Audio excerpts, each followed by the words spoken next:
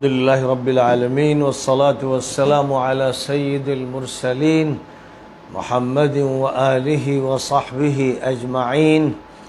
ولا عدوان إلا على الظالمين والعاقبة للمتقين أما بعد. برادران اسلام سے آج کی اس مجلس میں درس قرآن سے پہلے یہ افسوسناک خبر بتانی ہے جو ان کے کانوں میں پہلے بھی پڑ چکی ہوگی، لیکن ابھی تازہ کل کے سہارا اخبار میں اس خبر کو جس طرح ذکر کیا گیا ہے، میں چاہتا ہوں کہ وہ دیکھ بھی لی جائے. میں نے اس کی کٹنگ نوٹ کر لی ہے. گزشتہ کل کے سہارا اخبار میں یہ خبر شائع ہوئی ہے. میں تو نیٹ پر دیکھتا رہتا ہوں، اور جو عربی چینل ہیں، یوٹیوبز ہیں، ان میں جو کچھ بھی آتا رہتا ہے اس سے واقف رہتا ہوں، اور جس وقت بھی کوئی واقعہ پیش آتا ہے وہ نگاہوں کے سامنے گزر جاتا ہے اور کان اسے سن لیتے ہیں. لیکن جو ہمارے اردو خواں حضرات ہیں وہ تو اس وقت واقف ہوتے ہیں جب اردو اخبارات میں کسی بات کا تذکرہ ہوتا ہے. اور عام طور پر اردو اخبارات جس طرح یہاں حکومت کے ہاتھوں بکے ہوئے ہیں، ویسے ہی عالمی حکومتوں سے بھی ان کی سودے بازیاں ہوتی ہیں. اور خاص طور پر جہاں تک تعلق ہے سعودی حکومت کا، اس نے اخبارات کے ایڈیٹروں کو خرید رکھا ہے اور متعدد اخبارات کے ساتھ اس کے رابطے رہتے ہیں کہ اس کی اچھی خبریں دی جائیں اور جو اس کے جرائم ہیں ان پر پردہ ڈال دیا جائے. یہ عمل ہوتا رہتا ہے. اس لیے ہمارا وہ بڑا طبقہ ہندوستان پاکستان کا کہ جو اردو اخبارات پڑھتا ہے وہ ان حالات سے اور خبروں سے زیادہ تر واقف نہیں ہوتا ہے. میں تو یہ بتاتا رہتا ہوں کہ جہاں تک سعودی حکومت کا تعلق ہے اس میں اور اسرائیلی حکومت میں کوئی فرق نہیں ہے. یہ دونوں امریکہ کے جڑواں بچے ہیں اور ان دونوں کو امریکہ کی طرف سے دودھ پلایا جاتا ہے اور ان کے تحفظ کی ذمہ داری امریکہ کے اوپر ہے. اور جو خفیہ تعلقات سعودی حکومت کے قیام کے دن سے اسرائیلیوں کے ساتھ اور صہیونیوں کے ساتھ تھے، اب ان کا بھانڈا بھی پھوٹ گیا ہے. اب چادریں بھی ہٹ گئی ہیں اور حقائق لوگوں کی نگاہوں کے سامنے آ گئے ہیں. اب یہ کھل کر سب کو دکھ رہا ہے کہ اسرائیل کے ساتھ گہرے تعلقات سعودی حکومت کے قائم ہو چکے ہیں، اور اب اسرائیلی جہاد سعودی فضا سے گزر رہے ہیں اور ان کو پوری آزادی حاصل ہے جو پہلے سے حاصل تھی. لیکن اب وہ سب کو بھی دکھ رہی ہے، مشاہدے میں آ رہی ہے کہ وہ کسی بھی شہر میں اتر سکتے ہیں اور اپنے مسافروں کو لا سکتے ہیں. اور ظاہر ہے کہ ان کے مسافروں کے علاوہ جو عملہ جہاز کا ہوتا ہے وہ بڑا ہی متعصب خطرناک صہیونی عملہ ہوتا ہے، تو اس کو پوری آزادی دے دی گئی ہے. یعنی اب مسئلہ اس مرحلے کو پہنچ گیا ہے کہ اب نہ شرم باقی ہے نہ حیا باقی ہے. حمیت تو زمانہ ہوا نکل چکی تھی، لیکن اب شرم و حیا کی رمق بھی باقی نہیں رہ گئی ہے. تو اسی سلسلے کی جو کڑیاں ہیں، یعنی ایک دہشت گرد حکومت ہے اور دہشت گرد حکومت کی غنڈہ گردیاں ہیں. ایک طرف اس کی عیاشیاں ہیں، بدماشیاں ہیں، اس کے جنسی جرائم ہیں، اور ناچ اور گانے، رقص و سرود کی محفلیں ہیں، ننگا پن ہے، عریانیت ہے، اور دجالی بد تہذیبی کے فروغ کے انتظامات ہیں. ایک طرف یہ سب کچھ ہے، لیکن اسی کے ساتھ ساتھ غنڈہ گردیوں کی بھی ایسی مثالیں ہیں کہ دنیا حیران ہو جاتی ہے. اور ظاہر ہے کہ انسانی حقوق کی تنظیمیں جو بکتی ہیں، سودے بازیاں کرتی ہیں، ان کو یہاں انسانی حقوق بھی نہیں نظر آتے ہیں. نہ عورتوں کے حقوق دکھتے ہیں، نہ طلباء کے حقوق ان کے سامنے رہتے ہیں. تو بہرحال یہ جو خبر ہے جو کل شائع ہوئی، اس میں یہ ذکر ہے کہ 4 سال پہلے حرم شریف کے امام شیخ صالح آل طالب،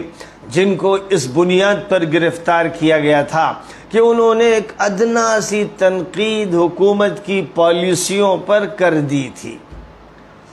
حکومت کی پالیسیوں پر ایک ادنا سی تنقید کر دی تھی، یعنی منکر کو منکر کہنے کی جرت کر لی تھی، یہ غلط ہے یہ کہنے کی ہمت انہوں نے کر لی تھی۔ لہذا ظاہر ہے کہ جو مملکتیں ہوتی ہیں، بادشاہتیں ہوتی ہیں، ان پر جو مسلط ہوتے ہیں وہ بڑے جابر فرعون وقت قسم کے حکمران ہوتے ہیں، اور سعودی حکومت تو ایک جابر اور ظالم اور مجرم اور دہشت گرد حکومت ہے۔ اس کے بے شمار دلائل ہیں، جو بھی ان دلائل کو جاننا چاہے وہ کتابیں بھی پڑھ سکتا ہے اور بہت سی تحقیقات دیکھ بھی سکتا ہے، سن بھی سکتا ہے۔ تو بہرحال اس حکومت کی دہشت گردیاں کس حد تک آگے بڑھ گئی ہیں کہ امام حرم کو، ایک ایسے امام حرم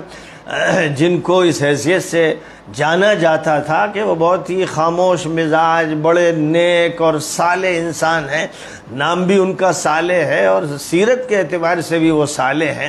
اور تنقید کے لیے وہ زبان بھی نہیں کھولتے تھے، لیکن کسی وقت جب آدمی دیکھتا ہے کہ پانی سر سے اونچا ہو گیا اور اب حالات بالکل بے قابو ہو رہے ہیں، اگر ابھی بھی ہم نے منکر پر نکیر نہیں کی تو خدا کی سخت پکڑ ہوگی اور خدا کا عذاب نازل ہوگا، اس احساس سے شیخ صالح آل طالب نے کچھ تنقید کر دی تھی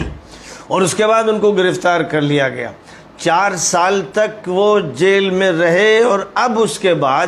بجائے اس کے کہ ان کی رہائی ہوتی، ان کا جرم صرف یہ کہ انہوں نے تنقید کی، وہ بھی تھوڑی سی تنقید، چند جملے شاید بولے ہوں گے، جو منکر ہے، یعنی شریعت میں جو چیز غلط ہے، قرآن میں جو چیز غلط بتائی گئی ہے، اس کے بارے میں انہوں نے یہ کہہ دیا کہ یہ غلط ہو رہا ہے۔ اتنا کہہ دینا اتنا بڑا جرم تھا کہ 4 سال سے تو وہ جیل میں تھے،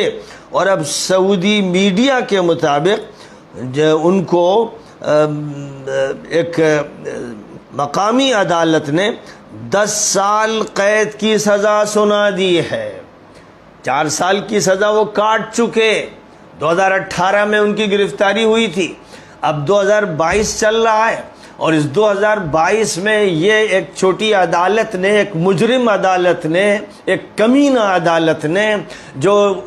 فرعون وقت کے ماتحت ہے اور جو یہ دیکھتی ہے کہ فرعون وقت کیا چاہتا ہے، اب یہ فیصلہ کیا کہ 10 سال تک وہ جیل کاٹتے رہیں گے۔ مجھے اصل جو حیرت ہوتی ہے کہ وہ عالم اسلام کے علماء اور ہندوستان اور پاکستان کے علماء، بڑے بڑے مشائخ اور بزرگ جو بڑے بڑے دارالعلوم چلا رہے ہیں اور ان کے ناظم ہیں، ان کی زبانوں کو کس نے سی دیا ہے؟ کیا وہ امام حرم کے حق میں بھی نہیں بول سکتے؟ کیا وہ یہ نہیں کہہ سکتے کہ جو غلط کو غلط کہہ رہا ہے اس کو گرفتار کیوں کیا گیا؟ میں نے کئی مرتبہ کہا کہ ہم لوگ تعریف کرتے ہیں کہ مولانا ارشد مدنی کوشش کرتے ہیں کہ ہندوستان میں جو نوجوان گرفتار کر لیے گئے ان کی رہائی، ان کی بازیافت کی کوشش فرماتے ہیں، اور متعدد ایسے نوجوان ہیں جن کو رہا بھی کیا گیا کوششوں کے نتیجے میں، لیکن بڑے بڑے جلیل القدر علماء جو سعودیوں کی مجرم حکومت کی وجہ سے جیل میں ڈالے گئے، ان کے متعلق زبان کیوں نہیں کھلتی؟ ان کے متعلق حق پرست کہاں مر جاتے ہیں؟ انہیں شرم کیوں نہیں آتی؟ رہ گئے وہ سلفی مجرم جو صبح شام یہ رٹ لگاتے ہیں اپنی کمینہ پن کے نتیجے میں کہ وہ کتاب و سنت پر قائم حکومت ہے، تو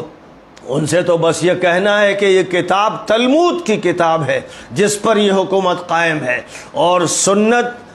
ٹرمپ کی سنت، ٹرمپ جیسے دیوس کی سنت، اس کے مطابق عمل ہوتا رہا جس کی خدمت میں بڑے بڑے نذرانے پیش کیے گئے تھے۔ تو ایک تو بات امام حرم کی ہو گئی، دوسری بات جو ابھی قریب میں ہوئی ہے کہ ایک طالبہ، ایک اسٹوڈنٹ جو ڈاکٹریٹ کر رہی ہے اور جو یورپ میں رہ رہی تھی، وہ اپنے ملک واپس آئی، تو چونکہ اس نے اپوزیشن کے لیڈروں میں سے کسی لیڈر کے سلسلے میں ایک ٹویٹ کر دیا تھا، یعنی اس کی تائید کر دی تھی۔ ایک جملہ تائید کا اپوزیشن لیڈروں کے سلسلے میں بطور حوالہ اس نے لکھ دیا تھا، تو اس کا نتیجہ یہ ہوا کہ جب وہ اپنے گھر واپس آئی چھٹیوں میں تو اسے گرفتار کیا گیا، اور عدالت نے یہ آرڈر جاری کیا کہ وہ 34 سال جیل میں رہے گی۔ ایک خاتون، ایک ایکٹیوسٹ خاتون 34 سال جیل میں رہے گی، کیونکہ اس نے خود جملہ کہا نہیں بلکہ کسی کے جملے کی تائید کر دی یا اس کو صرف نقل کر دیا، جو سعودی حکومت کی جابرانہ پالیسیوں پر تنقید کے سلسلے کا ایک جملہ تھا۔ یہ آرڈر آیا کہ 34 سال وہ جیل میں رہے گی، اور 34 سال کے بعد جب جیل سے نکلے گی تو 34 سال اس پر سفری پابندیاں ہوں گی۔ ذرا بتائیے کہ کوئی مجنون اور پاگل ہو، دیوانہ اور سنکی، جس کا دماغ خراب ہو چکا ہو، وہی تو یہ فیصلہ کر سکتا ہے۔ کوئی دہشت گرد حکومت جو بے کمینہ بھی ہو، جو نہایت ذلیل بھی ہو، وہی حکومت اس طرح کی بات کر سکتی ہے۔ لیکن یہ سب کچھ کرنے کے بعد وہ کتاب و سنت پر قائم ہے۔ اس میں خبر جہاں امام حرم کی ہے، وہیں اس خاتون ایکٹیوسٹ کی بھی خبر ہے کہ اس کو 34 سال جیل کی سزا اس لیے دی گئی ہے کہ اس نے تنقید نقل کر دی، تنقید خود کی بھی نہیں۔ تو اس سے اندازہ لگایا جا سکتا ہے کہ دنیا کی جتنی حکومتیں، جتنی ہی بشمول اسرائیل، ان سب کے مقابلے میں سب سے بدترین، ذلیل ترین، کمینہ ترین اور جابرانہ اور فرعونی حکومت سعودی حکومت ہے۔ اگر اس کے باوجود زبانیں نہیں کھلتی، اگر اس کے باوجود لوگ اعتراض نہیں کرتے، جس امام حرم کے پیچھے نماز پڑھتے رہے، اگر اس کے حق میں بات نہیں کرتے، تو یہ پھر قوم ذلیل ہے، کمینہ قوم ہے۔ اس پر اگر عذاب آئے، کہیں بھی آئے، دنیا کی کوئی حکومت زیادتی کرے تو شکایت کی پھر کوئی گنجائش نہیں ہے۔ اور میں کہہ رہا ہوں، کھل کے کہہ رہا ہوں، بار بار کہتا رہا، جو اپنی جان بچا رہے ہیں اور جو سعودیہ کے مظالم کے بارے میں زبان نہیں کھول رہے ہیں، جب ان کو لپیٹا جائے گا، جب انہیں دھنکا جائے گا، جب انہیں مارا جائے گا، تو ان پر کوئی ترس نہیں کرے گا، نہ آسمان روئے گا، نہ زمین روئے گی، اور وہ اپنے کیفر کردار تک پہنچیں گے۔ وآخر دعوانا ان الحمد للہ رب العالمین۔